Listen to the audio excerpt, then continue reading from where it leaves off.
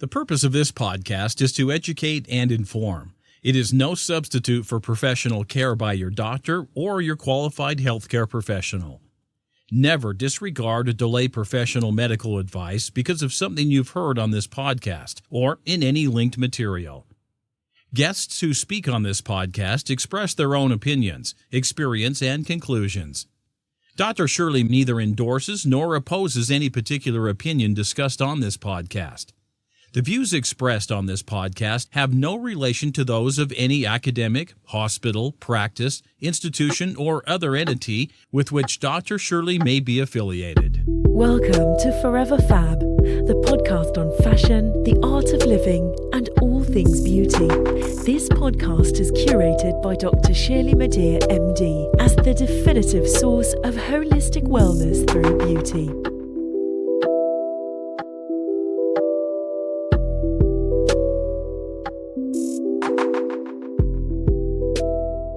Welcome back to part 2 of the Forever Fab podcast with my guest, Carmelina Baccari. So Carmelina, through your work, you stated that you found your purpose in life. Can you tell us specifically what is that purpose and how does it make you feel to have arrived at a place where you feel that things are in alignment? Because not everybody has that or gets to experience that. Which is crazy, because what I've realized is it happened almost like, I don't want to say God, but almost like it was supposed to happen this way, set up that way. And it's taught me I have to let go more, because I don't. Mm-hmm. And I've been doing a lot of praying lately of just guide me, and where am I supposed to be? Because I want to tend to control things sometimes. Yeah. I'm very grateful and blessed that I can do a job that I love and feel great doing it and putting smiles on people's faces that are facing mortality or that I've had to fight for their life or fears and all that. Moms, grandmas, sisters, cousins, all types of family members. Mm-hmm. So I'm very grateful. And my purpose is this. And I feel this deeply, and it's more of a spiritual thing. I'm here, and I think there's more lessons because, losing my brother as well has taught me something too. My lesson is anyone you that comes into your life, or that even a stranger that you meet in a coffee shop, or, I don't trust everybody, but we're here to spread joy, love, take the labels off, and bring light in people's lives, even if it's for a split second or 5 minutes. Don't forget about yourself, but we're not here for ourselves. We aren't. That's why I think we're thrown certain traumas and stuff to kind of, God's like, shit, wake you up, wake up. Yeah. So that's what I feel, if someone's, I'll use traffic. There's like someone having a bad day and they're, road rage. Yeah. I don't get mad anymore. I'm just like, hey. Yeah, I know. You know what I do? Sometimes I like blow them a kiss. It actually makes some people even more pissed off. Yeah. I'm just like, mwah. You don't know what people are going through, what's going on. So I'm just like, oh, what can we do? Yeah. What is your brother's name? Franco. Yeah. And you were very close with him. Yes, he was super he was on another dimension ahead of this time, like special soul. Okay, so why don't we dedicate part 2 of this podcast to your brother, Franco? Aw, thank you. Oh my God. He would love that. Okay. He would love that. This is for you, Franco. So, Carmelina, what does self-love mean to you? We've been talking about that and throwing that word around a bit. What does it mean to you, and how do you practice self-love? Oh, this is new to me too. It's okay to stand alone. No codependency. Mm-hmm. The little things. I think what really taught me self-love physically, I'll go to the physical level. Yeah. I'm stripped of everything with cancer. Yes. I'm not worried about my hair a certain way or my nails, or does this look this way, because was already stripped physically of self-love. So that was a blessing. But self-love is just letting things be and be able to look at yourself and make little tweaks. Not that you have to better yourself. Right. Yeah. That's what I feel. Just little, tweaks here and there, bettering ourselves and being present. Yeah. I think it's really poignant that you mentioned that you were stripped of everything physically, and in a way, because perhaps prior to this experience, you were living in a way where you loved yourself physically because you were happy with how you looked, and yet there was so much on the inside that perhaps you were conflicted about because you weren't loving necessarily your circumstances, but that you were stripped of this physicality by cancer. And yet, in spite of that, actually, you almost lost a part of yourself, or lost yourself in order to reclaim goddessness. It's very true, because I had no control over my body. I never really had to worry about my weight, ever. And I, and not that's like it, not that I'm ever focused on that, but like my body swelled up, and it took a long time to get my body back, because people think you've done your treatments, you're good, but really you're still not good. It takes like 3 years after, to like even 4 to feel normal. Yeah.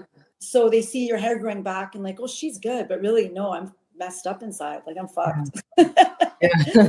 So physically, that was interesting, because I understood women and, people, men even, where you don't have control of your body, eating healthy or whichever, and you can't. I couldn't, like, I just was swollen everywhere, and I couldn't really control. It didn't matter what I did, because it was just my body going through trying to stabilize. All my hormones were messed up, because I was in a state of temporary menopause, because they stopped for that year. And then after, it was normal, but it took a long time.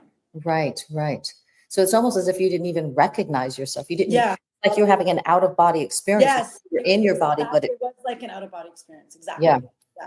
Yeah. Very uncomfortable, but just like Shirley, you were saying about the physical part, and then you're forced to look in the inside. Yeah. I'm forced to look myself more in the inside. And I was doing this crazy thing is I was already on this like road to, self-awareness, self-healing. Before cancer. So when I got cancer, it's a huge deal, but I wasn't like, oh my God, I have cancer. I almost acted like I wasn't sick. Yeah. The only time I knew, oh my God, I have cancer, is when I was sitting waiting for radiation in a room. Yes. And I already just finished chemo. Right. And surgery. I'm like, I had cancer. Like, it's like I almost floated. Yes. Pretending I was okay, but I wasn't. Yeah. That's what I kind of did. Yeah. And when women would get diagnosed, and people's like, oh, my friend Carm was diagnosed, maybe she can talk to you. And I still talk to women that are diagnosed. The first thing I say, heal your past, any resentments, wounds you have right now. And that's my first thing I say to do. Right. Now, are you saying that because you want people to think, listen, it's possible that things may get worse, or you want them, but you're approaching it from, heal yourself? Yes. I'm approaching from an inner healing of what our emotions can do, and like anger and all that. It's can cause toxicity in the body and all that stuff, pain. So a lot of them are in shock, and they get really emotional. I'm sure. Because they're like, that's all I say. And then, because they always ask me, what are you taking? Why didn't you take tamoxifen? Well, this is my journey. Doesn't mean you, because I don't push anything. It's more I felt what I felt I had to do. So they ask me more, what things do you take? And I do, ozone therapy, infrared sauna. Right. But the first thing I say is, the first thing is heal. That's what I say. Do the emotional level first. That's all I mention. Well, this is what you said is the perfect segue to this next question, which is, in your opinion, from your perspective and everything that you've experienced, what do you think must happen, or what is needed or necessary in order to, or in order for emotional and, psychological healing to occur? Like, is it humility, forgiveness, vulnerability, openness, faith, hope, fierceness, like warrior mode? What has to happen in order for that opening and for the healing on an emotional level and also obviously psychological level to begin? I feel like, well, getting diagnosed with cancer, that should be a huge, like, whoa, I have cancer, that should be a big, like, let me look at Sounding the alarm, right? Yeah, sounding alarm. But then some people go ahead and keep eating McDonald's, keep eating doing what they did. So you can't force that. But the big one is vulnerability and being open. Yeah. Yeah. Agreed. And it's sometimes said that, you have to lose yourself, like we were talking about earlier, or a part of yourself in order to find your true self. I know you agree with that, but after you experienced, the treatments, the chemo and the radiation, how did you begin to re-assimilate what you lost in order to find your true self? How did you start to sort of put the different pieces together to be like, I am here, I am surviving, beyond surviving, I'm thriving, and this is now the new Carmelina? I feel like I've gained more from it.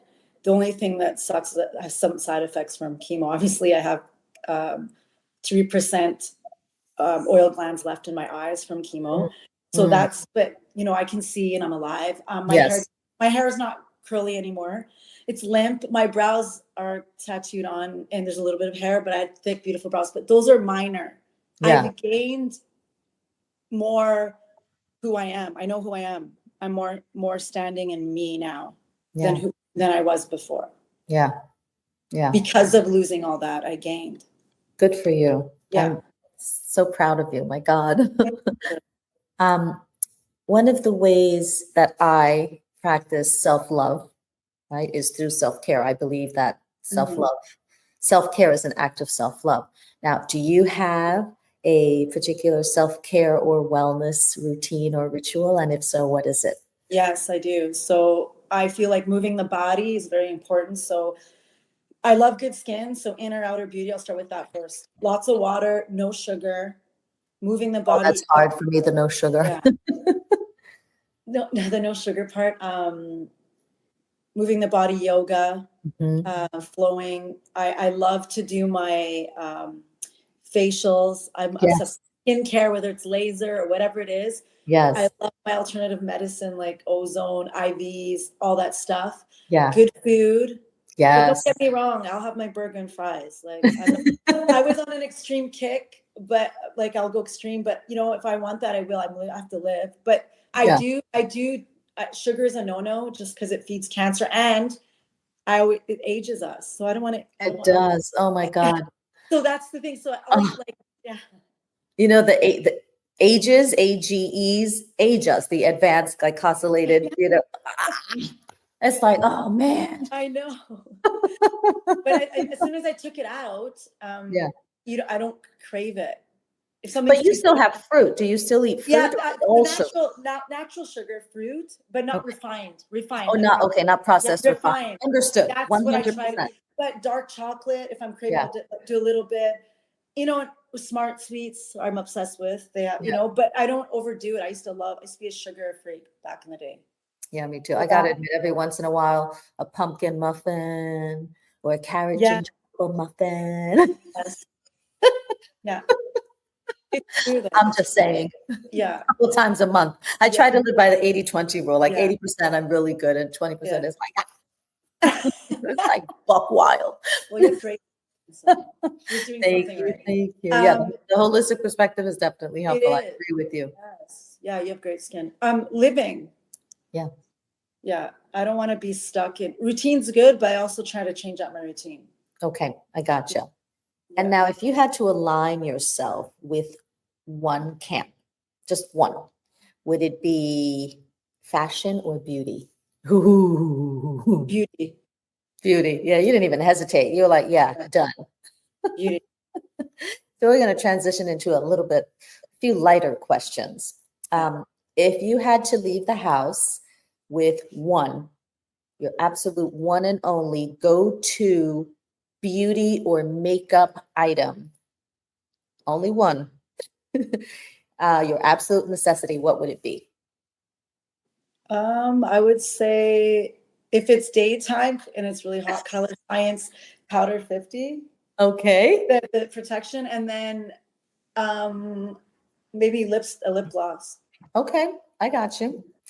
And you talked about, skincare and how you, do your things. Mhm. Tell me about your skincare rituals.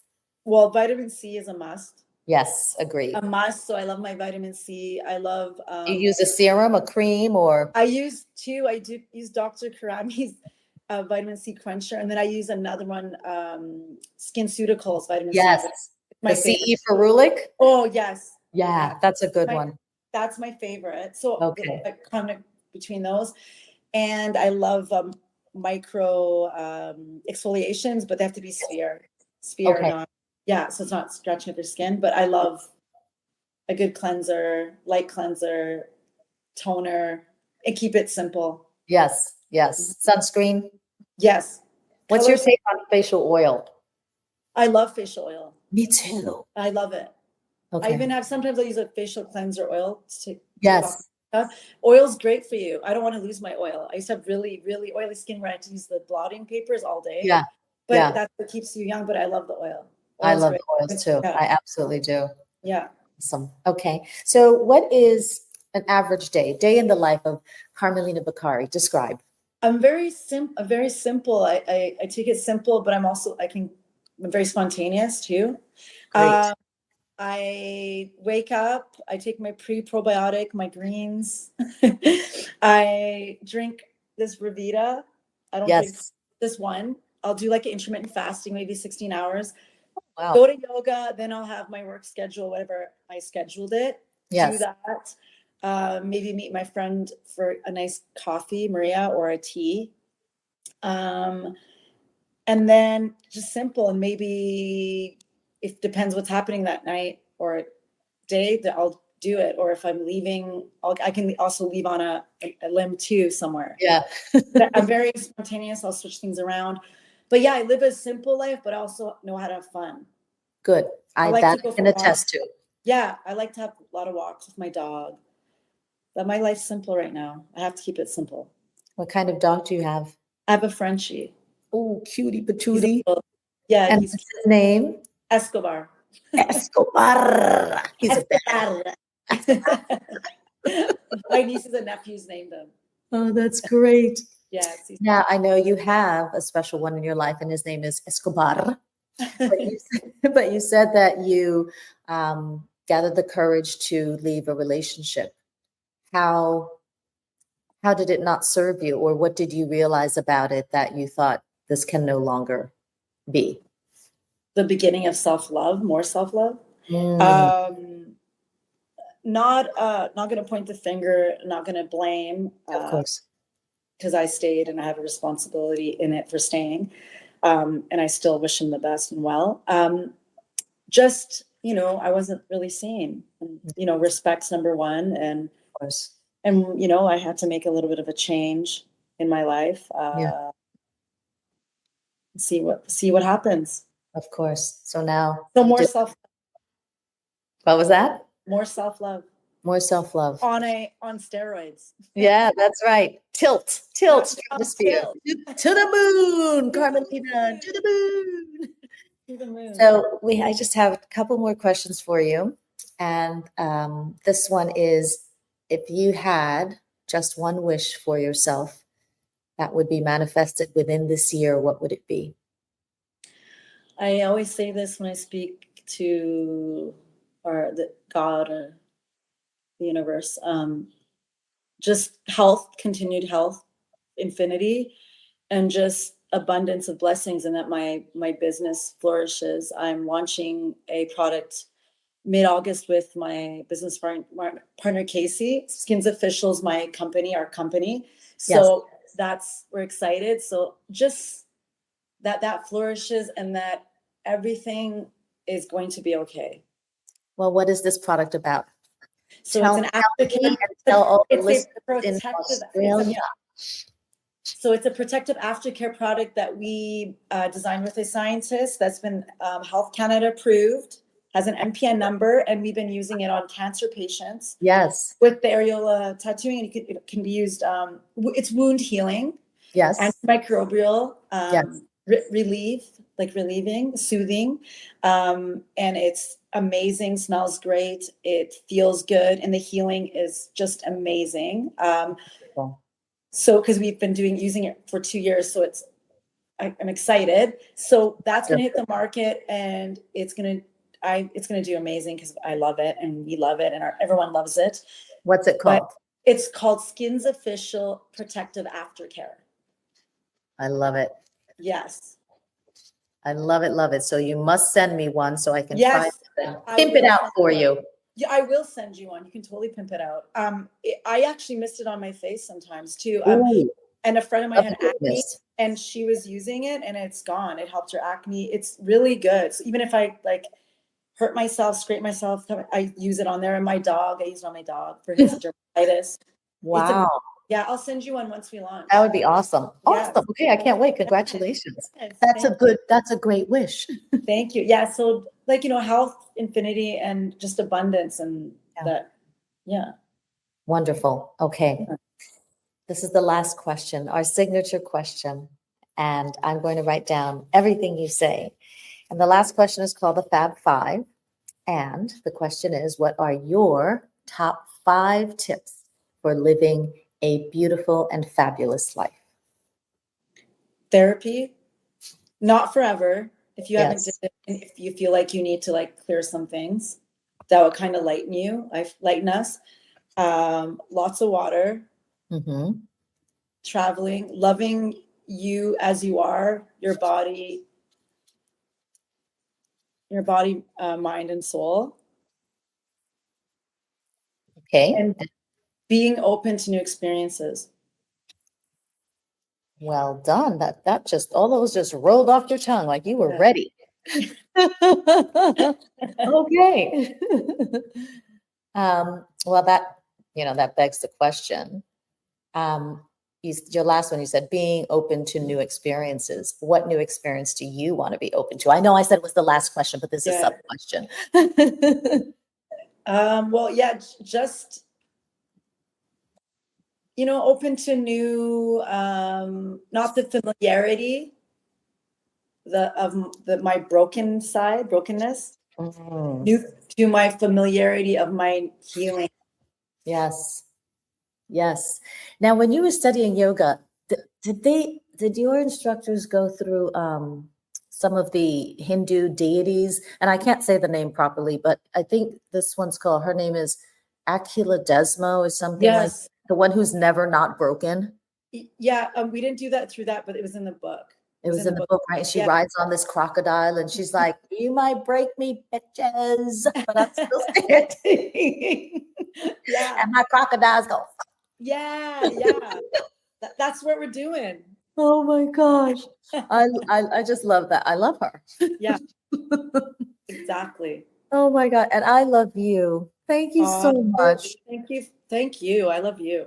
Oh my gosh. Thank you for your time, your light, your energy, your openness, your vulnerability on this podcast. It means a lot to me that you said yes and that you showed up. And I'm so happy that we reconnected. Me too. Thank you for including me in Forever Fab. Oh my God. Because you are Forever Fab. We all are fab. You are too, baby. So this brings us to the close of this week's episode of the Forever Fab podcast with my guest, Carmelina Baccari. To find out more about Carmelina's works and services, please visit carmelinabaccari.com. Visit the same site if you or someone you know may benefit from joining Cancer Warriors, becoming a part of that beautiful community of women collectively supporting each other on a journey of growth, healing, and self-love. And you may also follow Carmelina on social media at Carmelina Baccari. And I'm sure she'll keep us posted about when this fabulous product is going to come out. I will. Thank you for listening to this week's episode of the Forever Fab podcast. Until next time, stay beautiful and fabulous inside and out. Thank you for listening to this week's episode of Forever Fab, the podcast on fashion, the art of living, and all things beauty, curated by Dr. Shirley Madeir, MD. Live beautifully and help make the world a more beautiful place.